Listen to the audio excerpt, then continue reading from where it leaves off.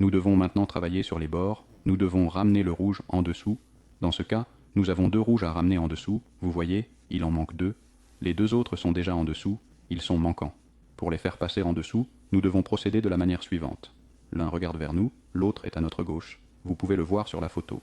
L'autre est à notre gauche. Vous voyez, dans ce cas, ils forment un angle de 90 degrés. Dans ce cas, ce sont 2 angles de 90 degrés avec du rouge, la couleur de la base, à amener en dessous. Dans ce cas, nous procédons comme suit. L'un regarde vers nous, l'autre est à notre gauche, et nous remontons l'anneau central. À droite, puis on redescend,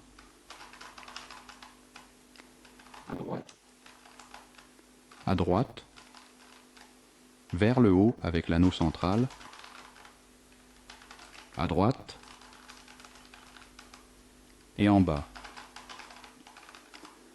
Ici, j'ai fait descendre les 2 autres, toutes les couleurs de la base sont en place, il ne me reste plus qu'à faire le dernier mouvement, celui qui termine pratiquement tout le cube. De faire le dernier mouvement, celui qui termine pratiquement tout le cube, et c'est comme ça que ça se passe. Dans ce cas, il reste 3 arêtes à fixer. Vous voyez qu'un côté, le vert, est déjà en place, mais que les 3 autres sont manquants. Ces 3 arêtes forment un triangle. Nous devons amener la pointe de ce triangle vers nous. Dans ce cas, c'est le jaune. Comme vous pouvez le voir, j'ai un bord à fixer sur ma droite et un bord à fixer sur ma gauche. Nous devons donc déterminer dans quel sens ces couleurs doivent tourner pour s'arranger, dans le sens des aiguilles d'une montre ou dans le sens inverse. Ici, dans ce cas, elles doivent tourner dans le sens des aiguilles d'une montre. Vous voyez, parce que le bleu va ici, le jaune va ici et le blanc va ici. Comment les aiguilles de l'horloge doivent-elles tourner dans le sens des aiguilles d'une montre? Puisque ces 3 arêtes doivent tourner dans le sens des aiguilles d'une montre, nous commençons notre mouvement sur le côté gauche du cube, et avec 2 soleils, nous allons résoudre le cube. Nous pointons donc le triangle vers nous, et commençons par le côté gauche du cube, puis nous descendons, à droite, en haut, à droite, en bas, à droite,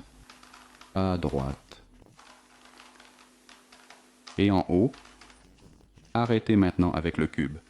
Attention. Maintenant que nous avons travaillé sur le côté gauche du cube, aidez-vous de votre doigt. Maintenant, nous devons refaire exactement le même mouvement sur le côté droit. Donc, venez vers vous avec votre doigt. Et ce côté ici sera le nouveau côté droit.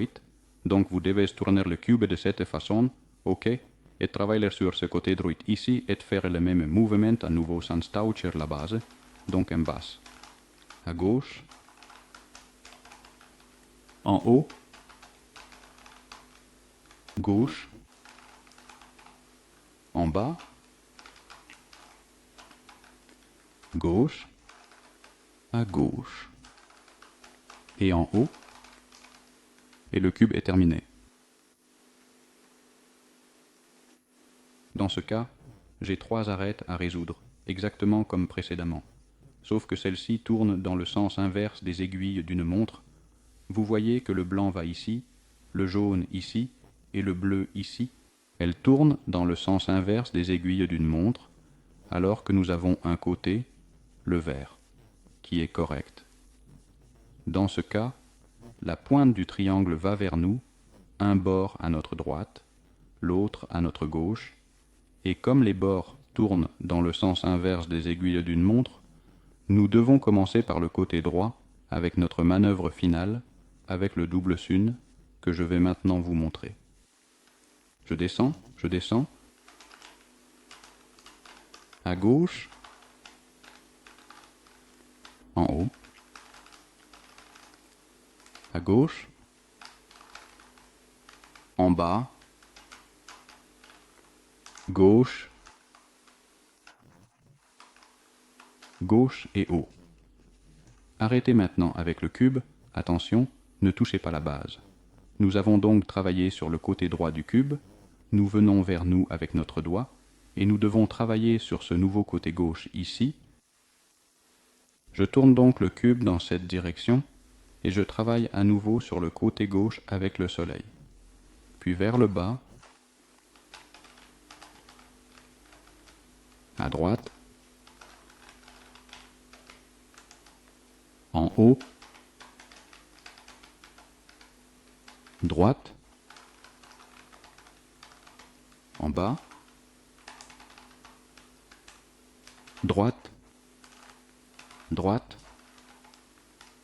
et en haut, et le cube est terminé. Dans ce cas, les 4 arêtes présentent la couleur de la base, et il faut donc les ramener toutes les 4 en dessous. Vous voyez, ces deux-là et ces deux-là ici.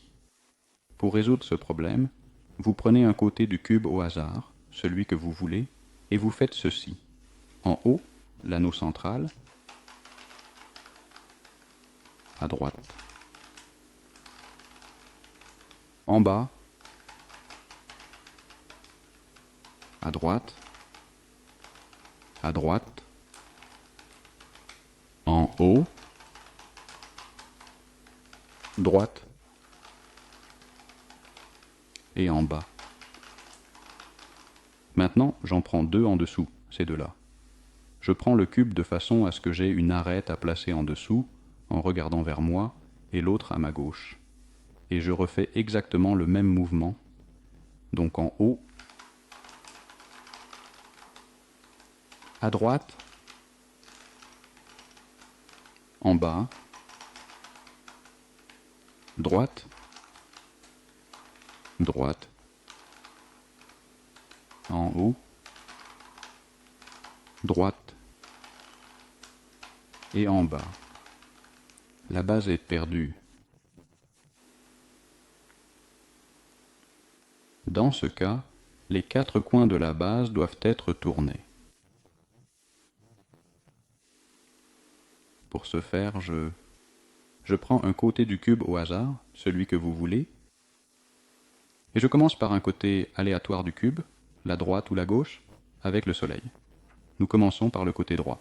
En bas, à gauche, en haut, gauche, en bas, gauche, gauche et haut. Arrêtez maintenant avec le cube, ne déplacez pas la base. Nous avons travaillé sur le côté droit, maintenant nous allons devoir travailler sur ce nouveau côté, comme le côté gauche. Je tourne le cube dans cette direction et je fais le soleil de ce côté. En bas, à droite, en haut, à droite, en bas, droite, droite et en haut. Il ne reste plus qu'un côté, le vert, et nous voici dans le cas où 3 bords doivent être tournés l'un par rapport à l'autre.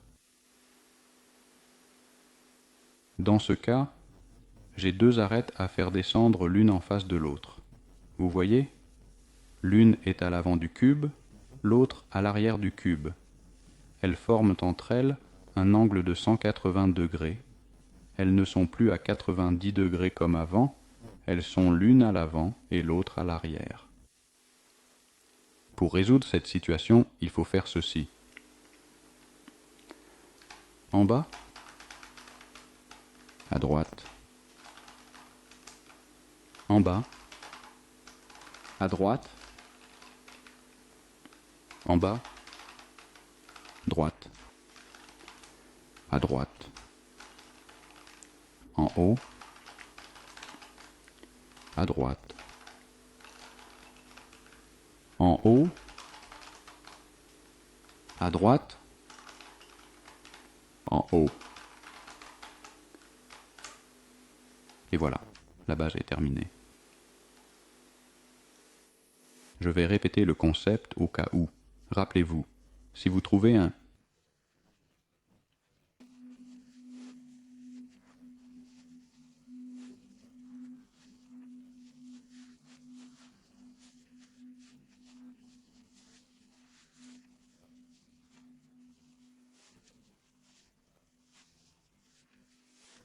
problème avec le cube et que vous n'arrivez toujours pas à le résoudre,